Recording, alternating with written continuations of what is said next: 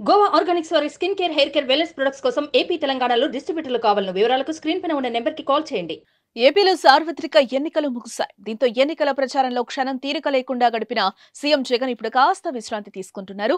శుక్రవారం విదేశాలకు వెళ్లేందుకు జగన్ సిద్ధమవుతున్నారు. కుటుంబ సభ్యులతో కలిసి యూరప్ దేశాల్లో పర్యటన కోసం సిబిఐ కోర్టు అనుమతి కూడా తీసుకున్నారు. ఈ నేపథ్యంలో 41 రోజులుగా తన ఇంట్లో నిర్వహిస్తున్న యాగాన్ని కూడా జగన్ పూర్తి చేశారు. తాడేపల్లిలోని సీఎం జగన్ నివాసంలో గత 41 రోజులుగా రాజశ్యామల చండీ యాగం జరుగుతోంది. ఇందులో భాగంగా ప్రత్యేక పూజలు, హోమాలు నిర్వహిస్తున్నారు. వైసీపీ మరోసారి అధికారంలోకి రావాలని, ప్రజాహిత పాలన కొనసాగాలని కోరుతూ ఈ యాగం నిర్వహించారు. 41 రోజులుగా జరుగుతున్న ఈ యాగాన్ని బుధవారంతో ముగిసింది.